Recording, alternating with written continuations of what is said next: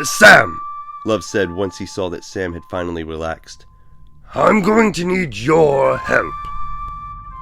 My help? Sam panted. What the hell do you think I can do? Not to mention, this isn't my fight. Sam had to continue on his way. He had to find Adam and Rose. He had to find and stop the real Mothman. Well, kid, to be honest, this all happened because your merry band of misfit casters attacked my castle earlier tonight.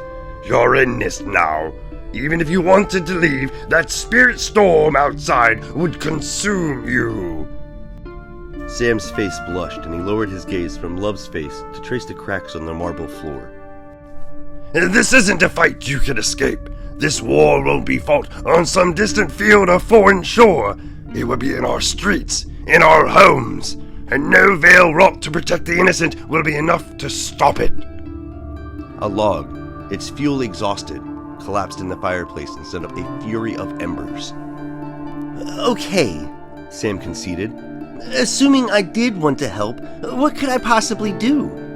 If Sam were stuck in the castle until daybreak, and if they were indeed going to be attacked regardless of his protest, he was going to fight. Love jumped off the divan, landed with a moist plop, and began leaping through M's spellbook. Well, it doesn't look like you have much in the way of spells, or rather, he continued, looking at Sam in a most bewildering way, any spells you can access just yet. Love put the spellbook on the divan, almost with reverence. The tone in Love's voice during the latter part of that statement made Sam perk up. But before he could ask what he meant by access, Love continued. What about beasties? Contracted any strong beasties we could use? Sam felt the memory of electricity coursing through his body. Dingbell! He almost shouted. Ah, a dingbell's a quite powerful ally. Tricky and often devious, but always loyal. Go ahead and contract him so we can begin our preparations, Love commanded. Sam said before pausing sheepishly. The dingbell is stuck in my car outside. Love stared with wide eyes at the young man huddled in the corner. He's going to be okay, Sam said as he began mustering up an explanation. He's going to be okay, Love interrupted. Lightning beasties have natural defenses against spirit beasties, so you need not worry. While taking a closer look at Sam, Love noticed that the damage he had dealt only hours before in their quick battle had only been surface level. Sam was in the process of grieving and hurting from something deeper, something more fundamental. You couldn't see it on Sam's skin, but you could see it through his eyes. He's likely been through it these past few days. Perhaps he has even come from one of the cities devastated by Mothman, Love pondered. You will need to find your courage, boy. The trials have only begun, and against the rising tide, it's always good to have friends. Just as Love finished this thought, an earthquake shook the castle at its roots. Sam half expected the earth to open up into a great maw, swallowing the castle whole. Spellbooks fell from their resting places, smacking into the marble and setting off sparks, bellows of smoke and sprays of water as their magic spilled from their pages. A veil golem in the shape of a pysaw bird fell from its perch and shattered, igniting the table surface for a brief moment. The attack had begun. And Love could see the panic setting in Sam's eyes. Love had been hardened by hundreds of battles. He had seen countless friends perish at the hands of things unimaginable, and had been himself the cause of the loss of loved ones. The panic he saw growing in Sam's heart was all too common in those who were fresh to the battlefield. Love realized just how green Sam really was and what he would have to do. Very well, this is what we are going to do, Love said in a commanding tone. Listen closely to me, Sam. Your life depends on it. The caster and his beastie are attacking the castle with what appears to be powerful magic. The wards I have placed will only keep them at bay for another half hour or so. And then, if we don't go out there and stop them, they are going to raid these halls and likely kill both of us. Sam's eyes were wild and looking all around, and his throat clicked as he attempted to swallow his fear. Beneath the sweat and fatigue, though, Love could see steel. I'm ready, Sam said with strength that even he found surprising. I know you are, Love responded. And that's why we are going to go through the first lesson I used to teach my neophytes at the tower many, many years ago. What? Sam almost shouted in spite of himself. You used to be a headcaster? Like I said, Love continued, It was a very long time ago, before even the veil, and I was a very different kind of caster. Waddling over to Sam, Love grabbed hold of his hands and steadied them. Sam was taken aback by how gentle the grip was. Now, Love continued, you need to pay attention. I'm going to describe to you the very essence of casting, not the buffoonery that's taught in the modern curriculum. Magic is real, and real magic is everywhere. What that means won't truly reveal itself until much later, but for now, it is sufficient to brand this into your very brain. Many towers and their many headcasters will teach you that. A massive thwack caused the castle to shake once more, this time twice as powerful as the first attack. Dust fell from the buttress of the highest tower and almost extinguished the fireplace's flame. That these magics are somehow tied to spellbooks and the words that bind them. Love continued as he let go of Sam's hand and wagged his slimy finger back and forth. Not so, my boy. These are merely aids. The spellbook is no different from the wand or even a beautiful artisan staff topped with the forest god Ember. Love could see the impatience on Sam's face. Oh? Love questioned. Seems like you've already seen something like this. Yes, Sam responded quickly, eyeing the loosening stones on the castle walls. The caster that took out the golem thing earlier used a caster gun. Ah, right so. Love continued. The ability to wield magic, to cast, is all tied to the willpower of the caster. Observe. With an outstretched hand, Love closed his eyes and after a moment of intense concentration, produced a series of colorful sparks that exploded in slow motion like delayed fireworks. No spell, no spellbook, and certainly no staff. All me, and just me. All of these objects of supposed power are merely aids, conduits, focal points, Love concluded. Then why use spellbooks at all? Sam interjected. Focusing again, but this time casting through his staff, Love produced the same delayed fireworks, but this time many times greater in magnitude. A smoke accompanied the sparks and reflected their color, creating a ceiling of rainbow light as the billows floated to the top of the tower. That's why. I got it, Sam thought. So you can do casting without a spellbook, but a conduit greatly increases your power, or something like that. Now, Love said in a lecturing tone, it's your turn. Tell me, boy, have you ever cast a spell before? Love knew Sam was green, but just how green, he wondered. I think so, from that spellbook you found on me. But then the spells disappeared from the pages. Ignoring that last part, Love proceeded. Excellent. Then you no doubt remember the warmth that spread throughout your body as you did the casting, eh? The very first exercise a neophyte caster must learn is called the Luz exercise. Placing his staff gently on the floor, Love cupped both of his hands together, leaving just enough space in between to hold a baseball. The Luz exercise is very simple, Love lectured. First, you have to produce that warm sensation at the center of your chest. Don't think about how it's produced, merely produce it. Will it into being.